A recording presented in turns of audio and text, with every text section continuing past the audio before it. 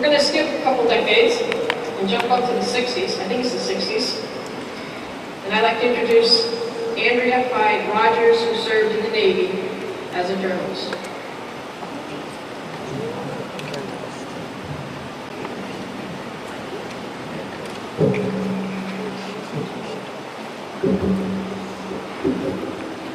Hi, my name is Andrea Hyde Rogers. Is this too low, too high? I'm originally from Central New York. I grew up in Syracuse, and I moved here in 1991 near my oldest daughter and her family, and I like it very much.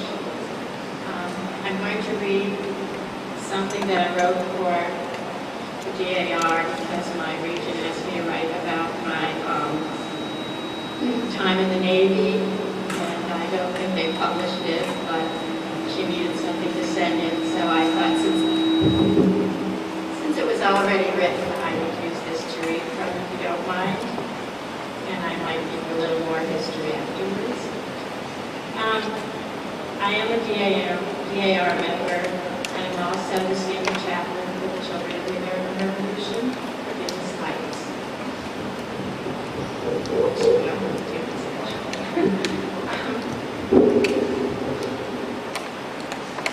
I'm also a proud U.S. Navy veteran. I was awake. I joined the U.S. Navy in February 1960 and was honorably discharged on September 1st, 1961. I have been asked to tell you a little bit of my experience in the waves. When I was barely 17 years old, I graduated from North Syracuse Central High School, June 1955. I had been a straight A student all through the 6th grade. I skipped the last half of the 7th and the last half of the 8th grade. I loved school. My father was always talking about me going to college. He was a college man and believed highly in education. But he didn't have the money for me to go. I really didn't care about going to college anyway because I'd always wanted to be a vocalist. I had won some talent contests and loved to sing. I'm better at singing than speaking, actually. My favorite music was the 40s music that I heard on the radio during World War II. I learned all of the words to all of the songs while the radio played in my father's den. I listened to it all the time while we were aboard. Pearl Harbor happened when I was 3. By the time I was 6, I knew about war, all about it, working for the war effort, air raids, the Red Cross. My maternal grandmother was a Red Cross nurse, working at the hospital in Portland, New York. And the little flags on the front doors with the stars for the family members in the service. The war totally influenced my young life. I loved all of the uniforms and knew how brave the men and women overseas were. When I graduated from high school and didn't have any money for college, I went to work at 2 or 3 different jobs. I worked at General Electric Company for almost 2 years in the office of the engineers and the draftsmen as a grade 2 clerk. I never got above a grade 2 clerk. My 2 roommates were very nice where I lived, by Syracuse University. I sang on the weekends with a couple of bands, but mostly for experience and not about the money. I seemed to be having a lot of fun being on my own, but I never had much self-discipline as far as getting more education, saving money, etc. I knew I had to get serious about some kind of education so as to get further ahead in life and to be a productive member of society. I joined the Navy when I was almost 21 years old. I had once considered joining the Navy Marines right after high school when I realized my parents couldn't afford to send me to college, but my father wouldn't sign the papers. Enlistment papers would have to be signed by a parent if I was under 18, and my father refused to sign. He said they'd make a man out of me. He was not going to allow that to happen to his daughter. I enlisted in the U.S. Navy in Elmira, New York, where I lived with my maternal grandmother for a while later on. I had left GE and wasn't getting too far as a vocalist. To enlist as a wave, you had to be a high school graduate and take a whole lot of written tests. I was told by my recruiter that I scored the highest of any recruit from the Elmira area. I also had to travel to Buffalo, New York for my physical and stayed in a hotel with 2 other recruits from other cities overnight. It was January and it was very cold and stormy there. It was like where you were. Believe me. My grandmother bought me everything on the list I had to take with me to recruit training located in Bainbridge, Maryland, where I might add it was quite cold and quite cold. She was so proud of her granddaughter and even had a newspaper photographer take my photo being sworn in the waves. And it's over on the table. I thought everybody got their picture taken, but Granny was really proud. So when I left for Bainbridge, Maryland, my grandmother and my recruiter saw me off at the train station. I had a very nice trip in a Pullman car. That to me was quite exciting. I actually had sort of a bedroom all to myself on the train. In Bainbridge, I was met at the train, and after arriving, life totally changed for me and the 71 other girls in Company 6. We learned how to eat meals in about 20 minutes or less, or we didn't eat. We marched to everything in formation. Our civilian clothes were sent home, and we were measured for our uniforms. We learned all of the rules really fast, and we went to classes just like college. We were spoiled rotten by the great food served to us by the greatest cooks in the world, the Navy cooks. Food camp was to last 10 weeks, unless we would be set back for some reason, and no one wanted to be set back 2 weeks, as we all wanted to graduate with our company. We learned to sleep in bunks, and the first night I was there, taps was at 9:30. Everything was really quiet, except for a few whispers, and then it happened. Someone fell from a top bunk with a big thud, and everyone started laughing. She seemed to be okay. That was good. We got up at 5:30 a.m. for muster. Since I've never really been a morning person, I wasn't very happy about that, but eventually I was sitting up on my top bunk, wide awake at 5:15 a.m. and taking down my hair rollers. As we would have only 10 minutes to go into the bathroom, and do whatever, makeup, etc., and then get in line to start our day all over again. I always had been afraid of water, as I almost drowned when I was about 7 years old. But in order to graduate with my company, I had to dive from the board, swim backstroke the length of the pool and back, and it was a very long pool. I did my test with my eyes closed, and our instructor was above me on the edge, guiding me through with a long pole. I was totally surprised to have passed the test. I have never swum since. We made many new friends in Bainbridge. We also had so much fun. We ate in the same mess hall with all kinds of Marines on the other side. We used to pass notes back and forth with the Marines at the milk machines, but we're not allowed to talk to them, and we really weren't supposed to pass notes either. Our only leave was by chartered bus to Lancaster, Pennsylvania. We were allowed to go to the USO and walk around for the day. My friends and I went to a hotel, restaurant, and had a great dinner with shoe fly pie for dessert. We all had a Marine who was meeting us at the USO, where we had the dance that ended way too early. We graduated on Good Friday. It was April 15th, 1960. I remember it well because we stood at parade rest for a long, long, long time. While our chaplain gave a long, long, long sermon. It seemed to take forever because we knew we would be going home after graduation and we couldn't wait for our leave. After graduation, some of us had our hair done and went to lunch and then took our respective transportation home. I went to Cortland, New York, where my parents were, and celebrated my 21st birthday with them on April 18th. My father drove us to my grandmother's in Elmira, and everyone seemed so proud of me, especially my father, who didn't want me to join in the first place. I loved my uniform, and so did my family. I I was stationed in Arlington, Virginia, and lived across the street from the Arlington Cemetery. I lived at Quarters K, which had been condemned after World War II. I was still there. I was in the last women's barracks, past the security gate up and up the hill. One street with sailors' barracks was on one side, and our street was the waves barracks was on the left side. Down the street were the dry cleaners, mess hall, PO lounge, store, hairdresser, etc. The first barracks on our side was a recreation place where the men and women could meet and shoot pool, watch movies, etc. I was taught to play pool by a sailor they called the Gov.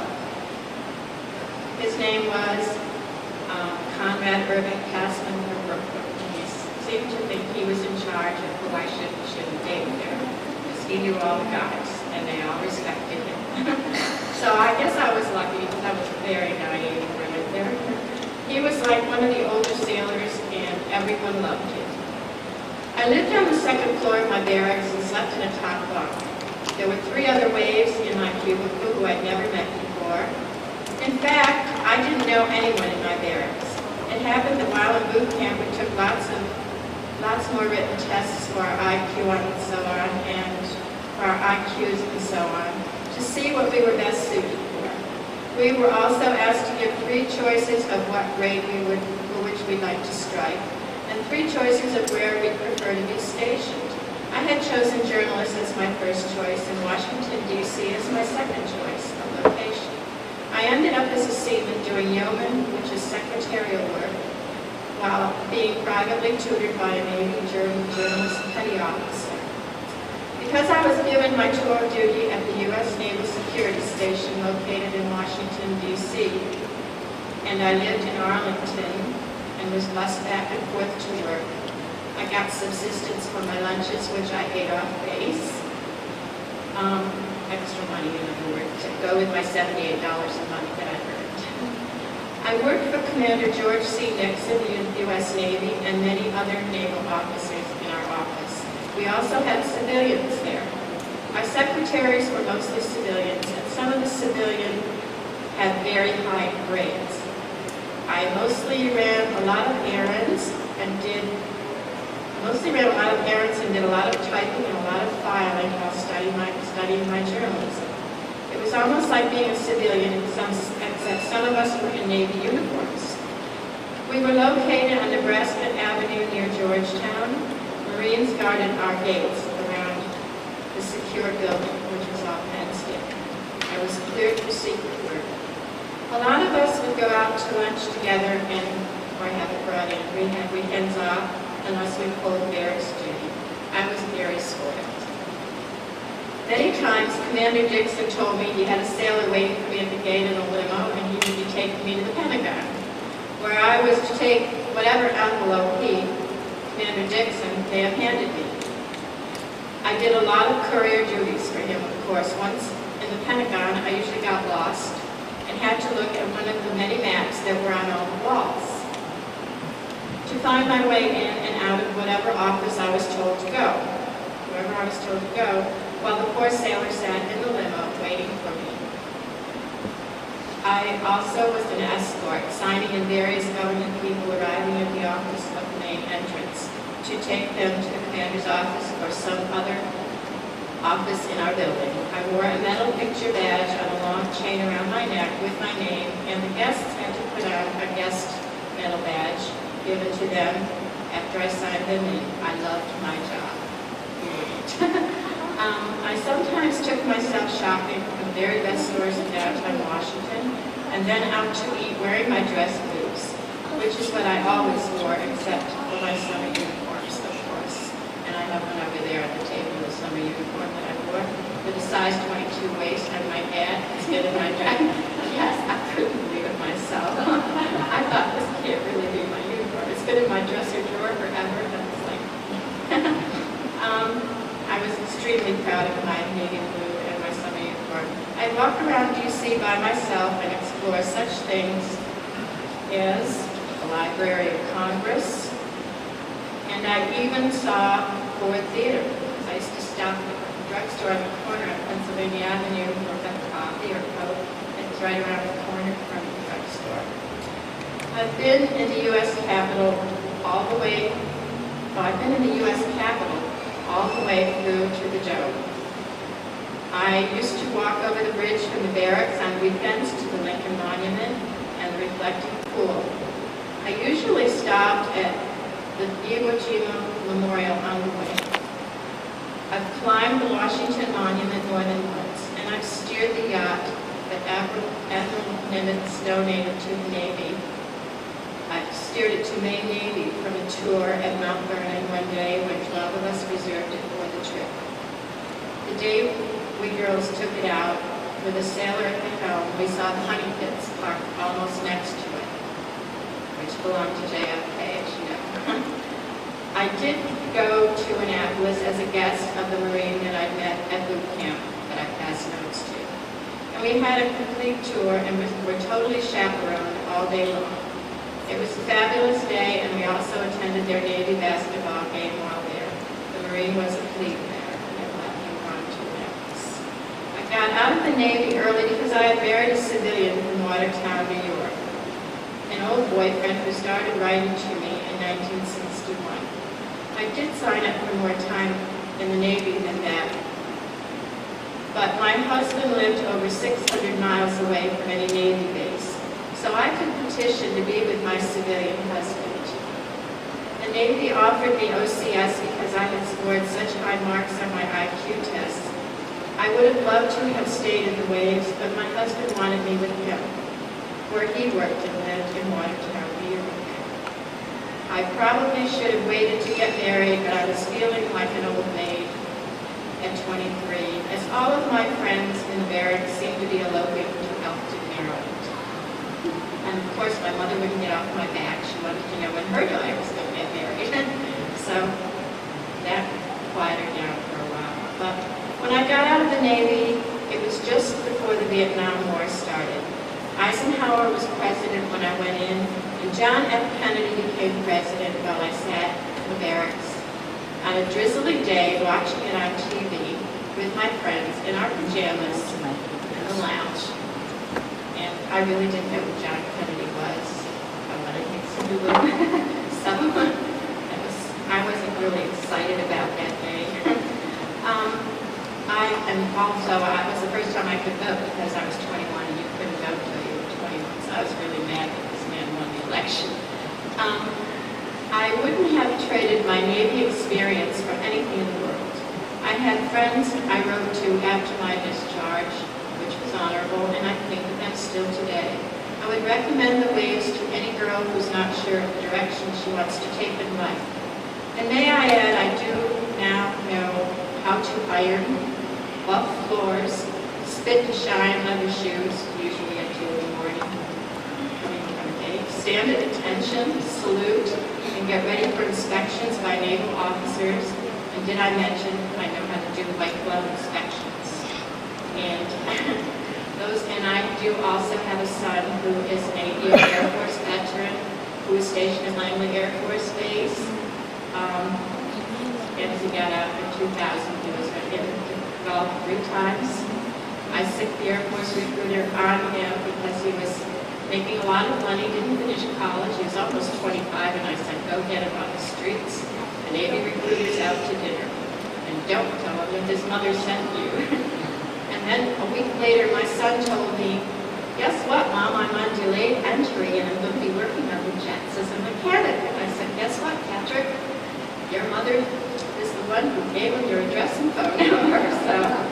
And I'd also like to ask, my father was an Army Air Corps veteran, joined when he was almost 30 to put GE because he wanted to go get Hitler himself. He was so mad at the war, he didn't have to go. His 2 grandfathers were in the Civil War.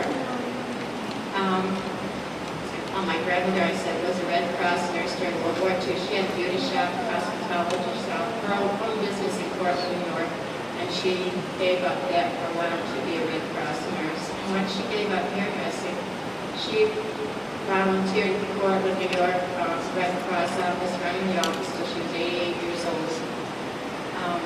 She was going to stay there to help collect blood. I was very proud of her. She was 4'11" at her tallest. And I would just like to say that I hope you will remember a fellow DAR member of mine who was sworn in last October with me, and her name is Elizabeth Cogman, and she came in her uniform the first day I met her a little over a year ago, and she's over in Iraq, so the CAR and the DAR sends her gifts and so on, and we're very proud of her. Thank you.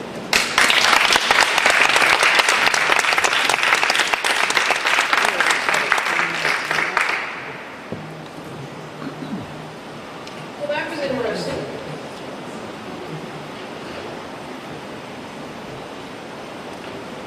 I only know a few folks who've served in the Navy and the Coast Guard, so it's always nice to learn something new about different branches. My era is Vietnam War. My friends went overseas to the war. 3 of them didn't come home. And that was one of the reasons that I decided to join up myself. Unfortunately, I was not sent here. But our next speaker was. I'd like to introduce to you Helen Vardigan, who served in the Army Nurse Corps in Vietnam.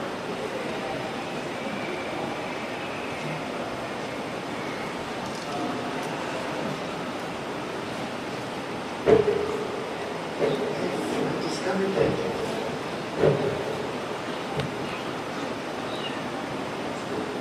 My name is Helen Vardigan.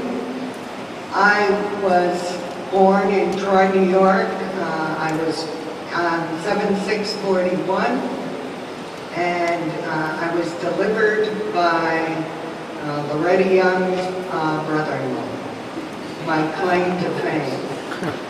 I was raised in Waterville, and I attended SUNY Plattsburgh, where I received a Bachelor of Science in School Nurse Teacher Education. I spent a couple of years at the Leonard Hospital in Troy, New York. And in 1966, May, I entered the Army Nurse Corps. I was a product of the Kennedy era. Unfortunately, I was too young to vote for John F. Kennedy and never got the chance to do it. But we listened when he said, ask not what your country can do for you, but ask what you can do for your country. And college classmates of mine also felt the same way. Some of them joined the Peace Corps. Some of them went down south to help register blacks to vote. And again, I joined the Army Nurse Corps. When I entered from Troy, New York, and then I was sent to Fort Sam Houston, Texas, where we went through what some would jokingly call basic training. It was 6 weeks in length. We drove our drill sergeants crazy because they attempted to teach us how to march. And it was literally a disaster. But we also had some other worthwhile training. We learned how to use the military hospital forms. We learned how to salute, who to salute, and the military protocol. We also learned materials on chemical, biological, and nuclear warfare. And we learned how to shoot a .45. That too was a mistake. I believe I hit my target once and my neighbors a couple of times. But it was a frightening, I don't like guns. So from Fort Sam Houston, Texas, I headed for Fitzsimmons Army Medical Center in Denver, Colorado, which I loved. Had a chance to go up in the mountains, and also I took care of a multitude of Vietnam veterans because I was a staff nurse on the orthopedic ward, which was probably packed full 99% of the time with amputees and multiple fragment wounds from veterans returning from Vietnam. It was basically a 60-plus bed ward, and we usually received admissions every afternoon, about 3 in the afternoon. And most of us didn't work an 8-hour shift because we would stay over and help the evening shift bring in the new admissions. On Labor Day 1966, I volunteered for Vietnam.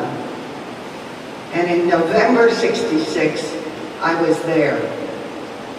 Now, I was fortunate in that I was part of a new hospital that had actually gone over, I believe in August of 66. They left from Fort Ord, California, and it was called the 12th Evacuation Hospital.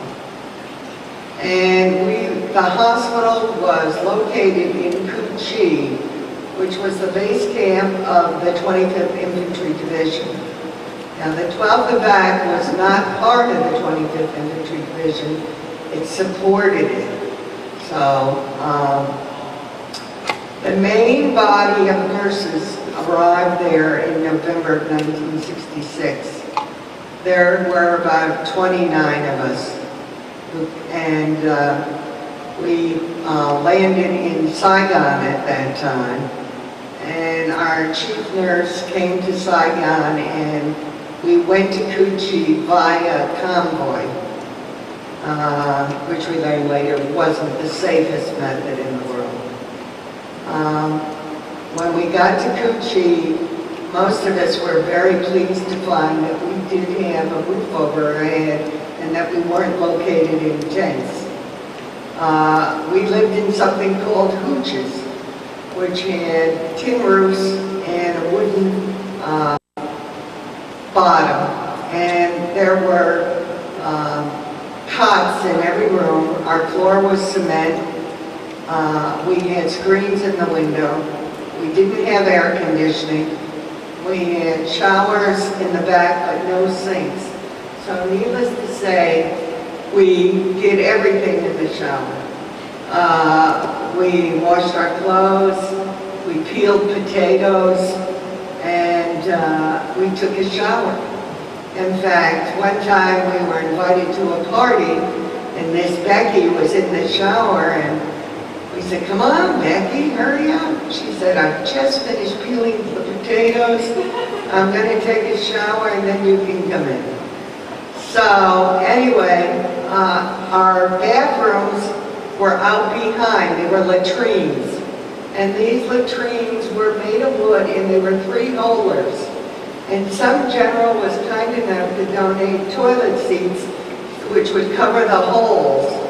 Now, there were cans under the holes, and out behind the latrine, there were flip-up things so that someone could come along and pull out the can so it could be burned. And it never failed. Every time I was sitting there, some Vietnamese lady came along to pull out the can. You know, I'd yell, "Wait a minute." And so, those were interesting experiences. For the first 6 months we were there, we did not have sidewalks. We had these wooden planks, which were hazardous if you wore those, rubber sandals. If you slipped in the rain, you could do a job on yourself. But after 6 months, we did get sidewalks. Now, when we first got there, the hospital wasn't ready yet. And we had to, is this getting, okay, yes. When we first got there, we had to help put the ward together. I wrote home and asked my father if he could get an embossing gun so that I could label the shelves, the makeshift shelves for our paperwork. and the man was kind enough to donate the embossing gun. I also got the 32nd Artillery, which was located across the street, to provide certain equipment for my ward and to help me paint the ward. And that was in turn if I promised them that I would send 10 girls to a party they were having Saturday night. So things like that were done, you know. Also, we had a TONE, which stands for Table of Operation, of 1945. And so all of our medical equipment was really kind of outdated. We had glass needles and syringes. We didn't have intercats, things that we needed. But the battalion aid stations, the 25th Infantry Division, had a TONE in the 1960s. So we used to swap with them, you know, things that they couldn't get, tetracycline tablets in return for disposable needles and syringes.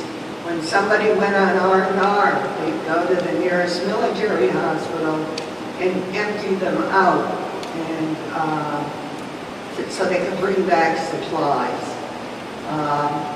Anyway, my assignment was head nurse of the orthopedic ward, and we averaged 30. It was a Quonset building. There was no air conditioning, screens on the windows, and regardless if they had multiple fracture wounds and a small fracture, they went to the orthopedic ward, unless it was intensive care. We had usually all of them, the standard treatment for most of them was 1,000 cc's of D5&W with, trying to think, I think it was 12 million units of aqueous penicillin.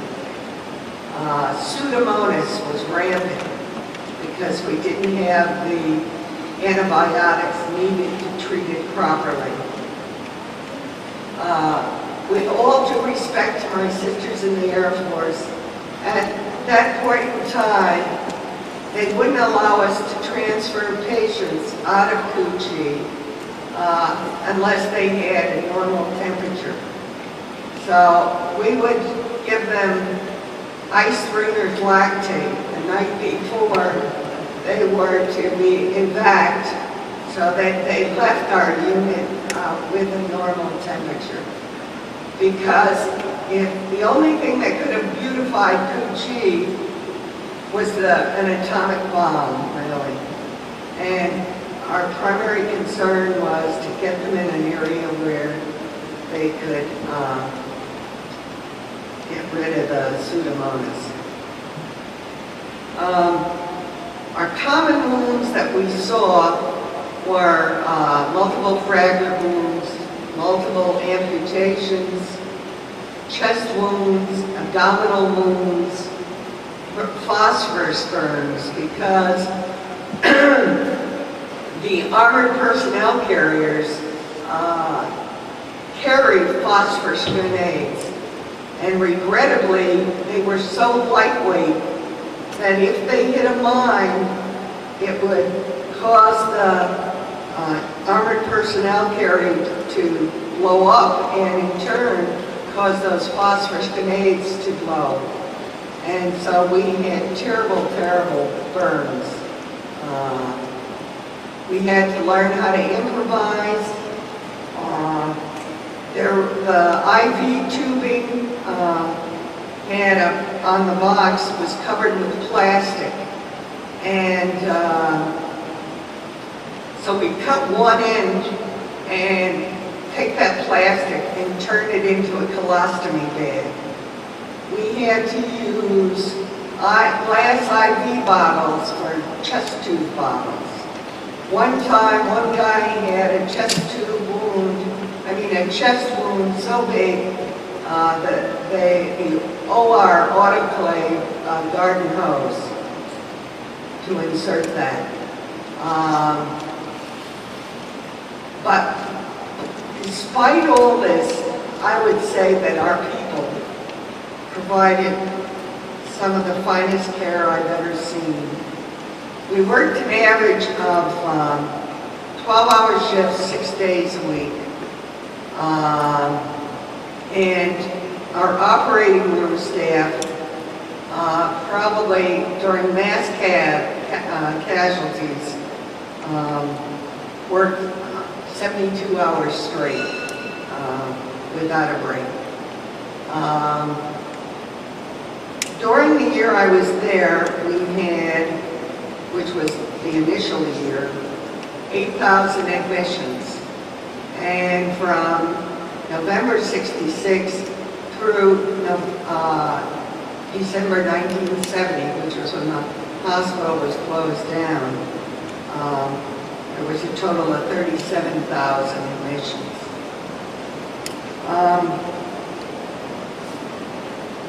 Let's see. I got back in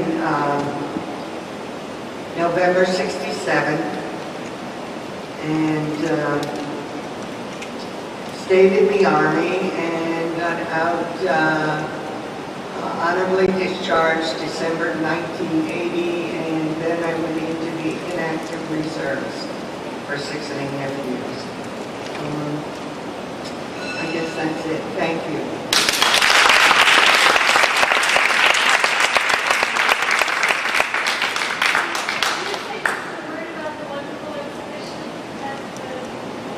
Oh, sure. I didn't bring too much here today because if you go to the Vietnam Museum in State Street in Albany, the Justice Building, that's where most of my stuff is. And it's going to be running through September, and it covers military nurses from World War I through through the current Gulf War. And there's a wonderful videotape there made by a colleague of mine, Beth Parks. And I would urge you all to see it.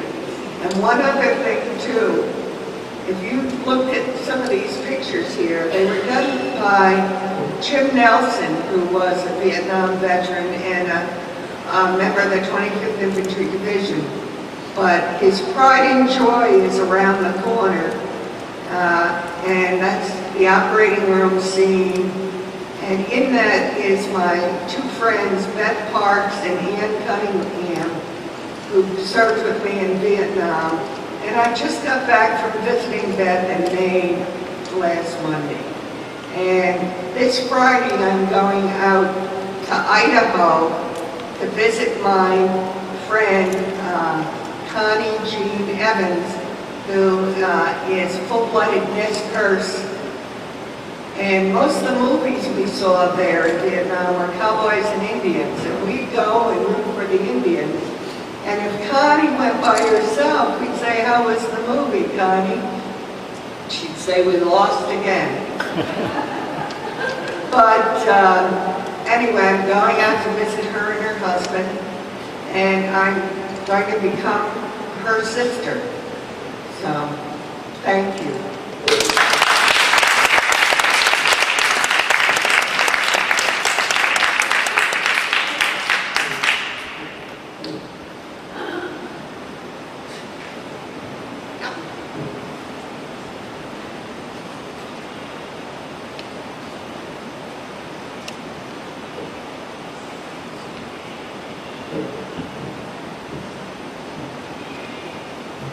Well, as you might know, I know a lot of women who went to Vietnam. I travel around the country, I get to know a whole lot more. And it never ceases to amaze me to hear some of their stories.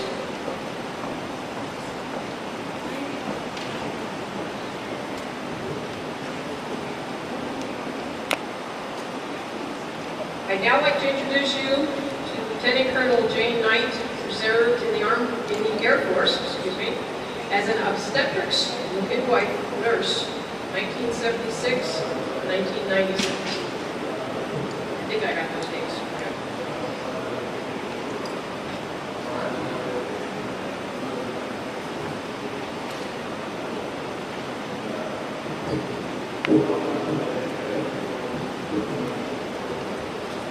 I'd like to thank the Institute for this opportunity to speak about my career. I was here last year as a member of the audience, and I was extremely impressed with the women and their stories. And I went right out and joined the Institute and became a docent. So for the last year, I've been volunteering as a docent, and I've met some wonderful men and women. Unfortunately, many more men than women, but I love hearing the stories from the men, mostly men, a few women, and how proud they were to serve and how proud they are of their country that they did serve. So I was most honored to be asked to present this year. I came in for my volunteer hours one afternoon, and I was reading the little brochure on the desk announcing this year's forum. And about the same time, I heard Marie's voice, and I wondered for a split second in my head if the two had anything to do with one another. They did. She asked me if I would speak this year, and I was honored to do that. And I took a great deal of thought about whether I wanted to wear my uniform. That was my biggest concern. Was I going to wear my uniform or not? So I emailed Noonie. She didn't answer me right away, so the dilemma continued. Finally, I decided last night, okay, I was going to wear it. I had to try it on. I tried it on, and I found that it shrunk in the garment bag over the last 9 years. I got it on, got the pants zipped up, looked in the mirror, and found that my hair color is matched a lieutenant colonel insignia. They didn't tell me when I was promoted to lieutenant colonel that eventually my hair would match my insignia. So I learned a couple of things in the last 24 hours. First of all, before I get too far, I want to let you know or educate you about what a nurse midwife is. We are nurses. At the time that I became a midwife, all of the midwives were nurses, all with prior OB experience. That's not the case today. But now, back then, we were all obstetrical nurses who wanted to go on and assume the independent role of caring for women during their reproductive lifespan. So our job, as it were, was to care for women as throughout their pregnancy. We did their annual exams, took care of their contraceptive needs, and now midwives are doing even more primary health care. So there are a number of midwives in the area. There's four right here. There's two other babies at Saratoga Hospital. I was one of them until the end of 2001 when I retired the second time. So when I speak of my midwifery duties in the Air Force, we can kind of understand what exactly it was that I was doing. I decided to join the Air Force in 1976 because I wanted to go to midwifery school. At that point, I had had 4 years of OB experience. I graduated from nursing school in 1972. The last 2 years, I was the only RN in labor and delivery on the night shift of a busy obstetrical unit. And it became very clear to me that at night, delivering babies was not high on the priority of the doctors. Now I understand why. Then I couldn't understand why they wouldn't come down out of bed, running in, rushing in to deliver these babies. And it was very difficult to get the doctors up at night. One particular physician, Dr. Brown, I'll never forget, and I tell you this because he helped me make up my mind that, yes, I could do this. He needed very little sleep But when he did go to sleep, which was usually from about 2 a.m. to 5 a.m., he would be next to dead. He would answer the phone, and his voice would sound like he was perfectly awake. One night I called him and said he had a patient we had admitted. She was ready for delivery. It was time to come in. And there was this pause, and he said, by the way, I need a plumber, and I want you to take the wrench to the kitchen sink. And I said, I'm Jane, I'm at the hospital, labor and delivery, you need to come in and deliver a baby. Well, I don't remember if he made it or not, but that night, well, I do remember because I ended up delivering the baby. That night, I decided there must be more to life than taking wrenches to kitchen sinks. So I decided that I was going to be a midwife, but I didn't know how or when, or with what financial means I was going to do this, but I knew that I was going to do it. So I decided that after some time that the Air Force was the place for me because they had a midwifery school all their own. It was affiliated with Georgetown University School of Nursing, came with very high credentials. So I decided to join, and I joined I took my oath in mid-1976 and left in November of 1976 and went to medical indoctrination course at Shepherd Air Force Base. And that was a 2-week course. So as the years come down, we go from a 6-week course, now we're down to a 2-week course. And in that 2-week time, we got our uniforms. We learned about hospital hierarchy, hospital forms, terms, rank, who to salute, how to salute, all those things. I must have missed the part about the saluting because they told us during this course that when we left for our base of assignment, the first NCO we met and saluted, we had to give them $1.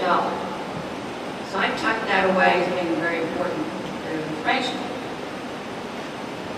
So after the 2 weeks was up, everybody passed inspection and we left, and I drove down to Barksdale, which at that point was in November, so I didn't think it was such a bad place.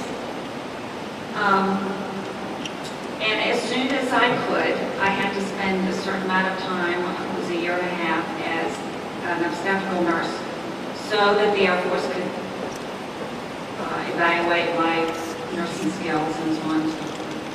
So, I arrived in Barstow, as I said, in November, and I was at CBPO, which is the personnel office where you go to do all your administrative type things for in processing. And it was surrounded by a brick wall.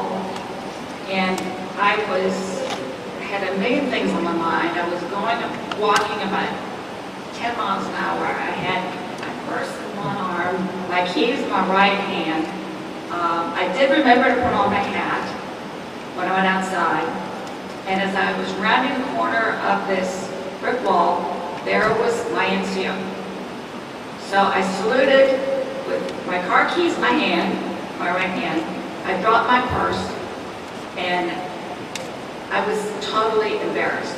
And he thought I had totally lost my mind.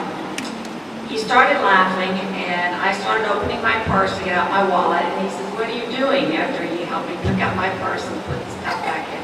And I said, "Well, I just came from the medical indoctrination course, and I was told I had to give you $1. The first NCO, I split it, I had to give you $1. When he started laughing so hard, he said, "Well, first of all, you saluted incorrectly. I know that because I had my keys in my hand."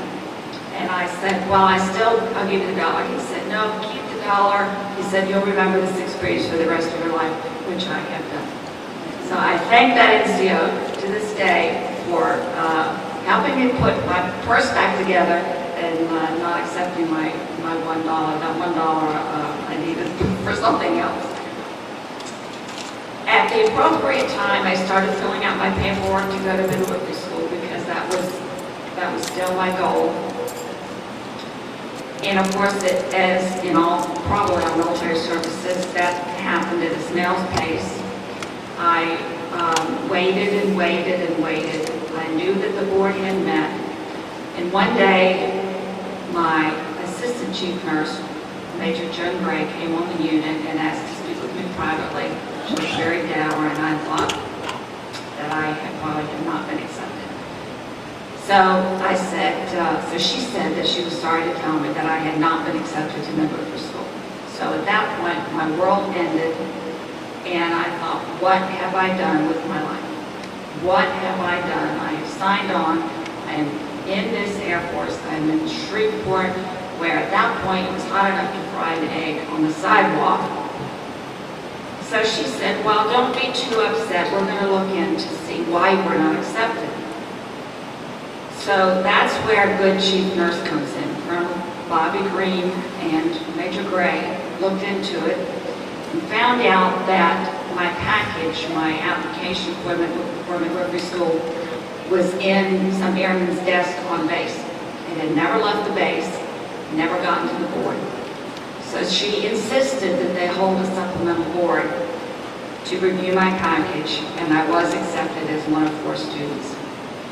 So when we say that officers, senior officers take care of junior officers, it has been my experience throughout my entire career, and I hope that I continue to do that for the junior officers that served under me, because they literally, because of their extra efforts, did get me into midwifery school. I left in August of 1978, and I graduated in May of 1979. The school was held at Andrews Air Force Base outside of Washington, D.C. I learned a lot, even though I thought I knew it all when I went there as a nurse, because I delivered lots of babies at that point, and when the doctor didn't make it. But I realized the tremendous responsibility that midwives have. So I did have a lot to learn. I met very wonderful friends. I had very interesting experiences as a student. And I was thinking last night, I was lying awake, hoping that this was going to go well. I discovered, doing some math in my head, that the first babies that I delivered as a student are now between 27 and 28 years old. So that was, it seems just like yesterday, but now they're adults and having children of their own. When I left, when I graduated from midwifery school, we had to take a certification exam, which was given by the American College of Nurse Midwives, which at that time was the certifying body for midwifery in the entire United States. Even though we were in the Air Force, we were held to the same standard as civilian midwives in that we had to be certified. So we took the certifying examination, and thankfully I did pass. And I received my first assignment back at Langley Air Force Base in Hampton, Virginia, of which I had spent my entire life up until the time I left for the Air Force. I was born and raised in Hampton. Didn't have anything really to do with the Air Force Base other than a lot of my friends' parents, fathers, were in the Air Force. So I would visit them in their quarters on base, but I never really thought about myself being part of the Air Force, being an Air Force nurse or anything of that nature. The thought never crossed my mind. But working at Langley, I was stationed there for 5 years, and it was every other night call, 3-day call on the weekend. And the Langley airmen and officers were very prolific. They'd be gone for a few days, they'd come home, the wife would get pregnant, and we did many births every month. We also took care of the Navy. The Navy ships would go out, they would inevitably come in, and then 9 months later we'd have an onslaught of babies. It's funny how that worked. While I was working at Langley, I didn't have enough to do with being on call and working every day in the clinic. I went to night school and got my master's degree. I wouldn't think of doing that now, and I can't believe that I actually did it. But I received a master's degree in counseling, totally paid for by the Air Force. In fact, all of my education after my bachelor's degree in nursing was paid for by the Air Force. I never paid out any money at all for any of my advanced degrees.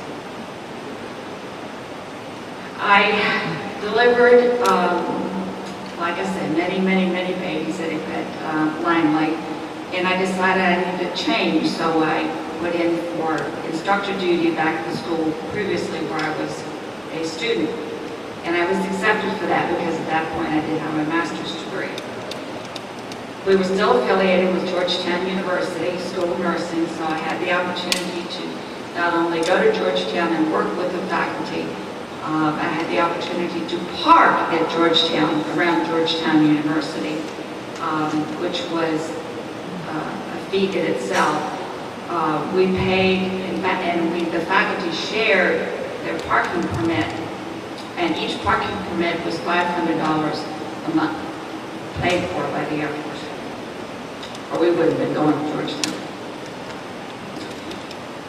Teaching was very rewarding. It was something that I learned more, or as much I would say, as a student. I knew about the old adage, to really learn something, you have to teach it, and it really did come to be the case. We were not only responsible for teaching our students, but we did also assist in teaching family practice residents during their obstetrical rotation. So I had lots of interesting experiences at Georgetown, but I missed taking care of patients. Every patient that the faculty had, we had a learner by our side, and obviously to learn something you have to do it. So most of the time, 99% of the time, it was a resident or a midwife student that we had to stand by as we taught, and they over time and by repetition learned skills and are didactic as part of being a student. So in 1991, I was transferred to Griffiths Air Force Base because I have family up here, and Griffiths was was a very nice hospital. I was going to be the only midwife, which was contrary to some of my other colleagues thought I was crazy because I would have no peer support. But I got to be known as the midwife on base. Women sought me out, and I kind of had my own little clientele. Plus, I had a particularly special working relationship with all of the physicians. We all worked hard, and it was, I had a relationship with the nurses and the technicians and the physicians that I had at no other base, at no other facility in which I was stationed.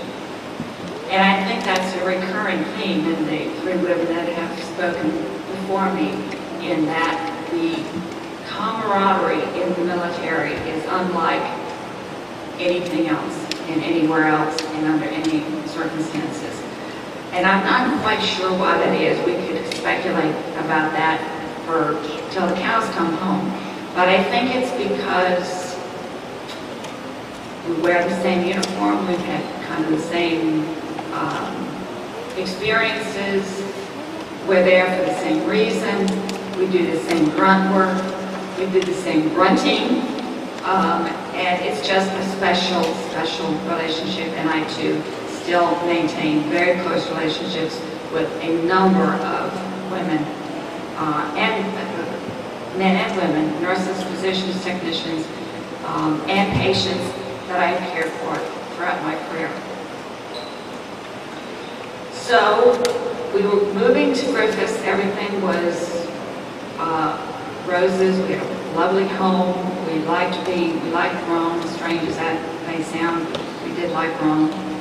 And then something called the BRAC Closure Committee started. And we didn't realize at the time what an impact that was going to have on us, but BRAC stands for Base Realignment and Closure Committee, which we're now going through the third round of that. And lo and behold, Griffiths was on the list. I believe that was probably the first round. And Plattsburgh was also on the list. So it was between Griffith and Plattsburgh, so we tried to outshine Plattsburgh, they tried to outshine us, and it got to be quite an interesting rivalry. And finally, the committee meeting in which the decision was going to be made, the day finally rolled around. I was having been convalescent leave, so I was home. The committee meeting was being broadcast over the radio in the local area. So as the meeting droned on, they finally got to Griffith, and I remember the radio was on my husband's dresser drawers. I went over there, I kind of leaned on it, leaned my head down, and just prayed that we were not on the list. Finally, the list was announced, Griffith was closed, and by the way, we might as well close Plattsburgh too. So at least